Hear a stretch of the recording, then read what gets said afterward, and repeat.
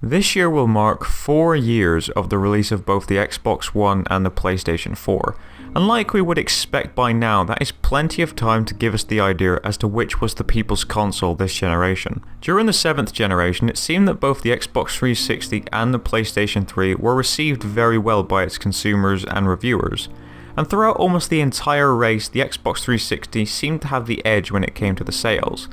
That was until May 2013 when the next generation for both consoles was first shown off. And I'll stick my head out and say that I think the PlayStation 4 was better received. And for Microsoft, the negativity regarding its policy on used games, and just the overall delusion the company seemed to have, because watching the reveal just felt more like watching a Windows reveal, and rather than an Xbox reveal. This resulted in Sony's current console, the PlayStation 3, getting a large spike in sales leading up to the last few months before the new generation of consoles released, and it ended up surpassing the Xbox 360. Fast forward 4 years later, and Microsoft believes they have found the key to get back on top, and it's called the Xbox One X. Today, I want to give you guys a full honest opinion on what I think you should know about this console before you buy it.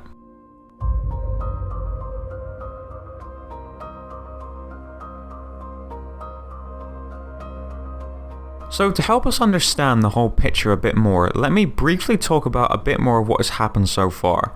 Like I said, after the reveal of the Xbox One, it was widely criticised more over the two consoles, and what really put the icing on the cake for me, I think, and for a lot of other people, was the price reveals at E3. The PS4 was a whole $100 cheaper. So when it comes to a console's reputation before it releases, it is judged solely by its tech and abilities. But 4 years later, and all of that power that both companies love to shove in your face is now irrelevant. By now, consoles should be judged on the games that come exclusively to that console. And yet again, Sony followed that rule too, and currently, the results are showing that the PS4 has sold over twice as many copies as the Xbox One.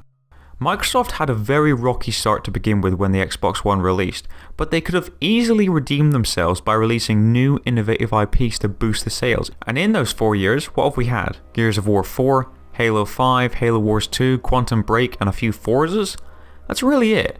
Not to mention, of course, you can get most of those games anyway for PC as well, so it's not putting any pressure towards that massive audience to try and get an extra boost in sales. Also, backwards compatibility. I just want to say something on that as well.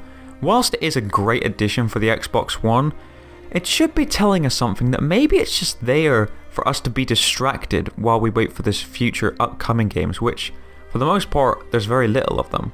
And Microsoft have had a huge struggle pumping out their titles. The highly anticipated Scalebound got cancelled after being in development for some time, and Crackdown 3 has been delayed numerous times. Now, when we look at the other side on the PlayStation 4 exclusives, it definitely shows why the sales are on their side. The Uncharted series, The Last of Us, Yakuza, Horizon Zero Dawn, The Last Guardian, Infamous, Until Dawn, Street Fighter, Persona, not to mention all the future titles like God of War, Days Gone, The Last of Us 2 and Spider-Man. Now what does Microsoft have coming in the next year? Crackdown and Halo 6 at the end of next year? You get the idea. Now granted, you might have the opinion that maybe none of those PlayStation 4 games are of your interest, but simply it's more games, and when one console has more offering to the consumers, it's going to appeal as the more attractive one. Microsoft dug their own grave by blatantly starting the Xbox One off as the weaker contender, and Sony buried them with the exclusive offerings later down the line. So now we have the Xbox One X coming out, and what exactly does it offer? It's going to have 8 CPU cores, over 320 gigabytes per second of memory, 6 teraflops of GPU power. So what you're essentially getting is an Xbox One with a few upgrades, and the big flagship marketing word is 4K. You see, here's the problem I have with Microsoft and how they've gone about doing this. They call it the most powerful console ever built, which says something to me that Microsoft obviously still love to brag about power. You see, when the Xbox One was first revealed, the biggest criticism we all had with it is because it focused more on its tech and not its exclusives. Fast forward 4 years later and we've got a handful of exclusives, and now they brag about the 4K resolution which is coming with this Xbox One S, which gives me the impression that they're still applying tech before the exclusive. They haven't changed, they've just gone full circle. I hope I make myself very clear when I say this. Graphics aren't everything. Graphics are just the tip of the iceberg. If a game doesn't have enough depth and fun to it, then it's not going to be received well. Look at like a game like The Order 1886. Beautiful graphics. I would probably go as far as saying top 5 best looking games on console, and yet nothing else in the game managed to shine. A 6-hour campaign, not really worth telling, no multiplayer, pointless collectibles, and a sequel-bait ending that didn't even earn itself. Graphics are important, don't get me wrong. They need to be as good as possible to help immerse the players into the experience, and if the graphics are good, then good. That's great. But like I said, if the gameplay is boring, then the game is considered boring. The obsession of feeling true power is what really I think has dragged Microsoft down these last 4 years.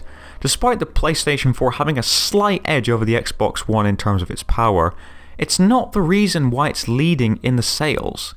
Even if the Xbox One ends up being more powerful than the PS4 Pro, it's not going to make a difference. I don't know about you guys, but I've never heard any one of my gaming friends or anyone in general complain about the lack of power their console has. Both the PlayStation 4 and Xbox One are capable of the same thing. I mean, look at any exclusive on any console. Graphically, they're very impressive. If Microsoft chooses to continue this type of ego, Sony is just going to gain momentum and get further ahead.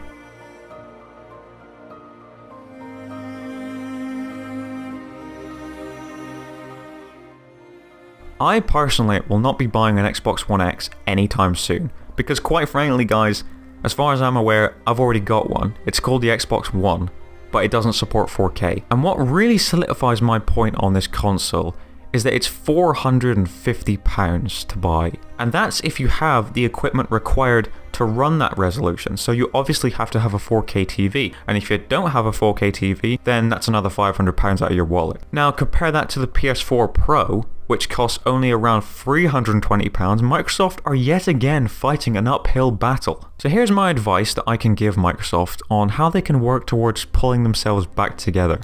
Stop spoon feeding us 4K, stop spoon feeding us GPU power, CPU cores, gigabytes per second, because to be honest with you, if I wanted a gaming platform that could do pretty much anything I could think of, trust me, I would just get myself a PC. Games are the lifeblood to gaming platforms, and that is what Microsoft have seemingly forgotten about throughout this whole 8th generation. But I want to hear the stories you guys have to tell with this generation so far. Be sure to share them down in the comments below, and if you find it necessary, leave a rating on this video, and subscribe if you want to see more of my future content on the channel. Thank you for watching guys, enjoy the rest of your day, and take care of yourselves. Bye.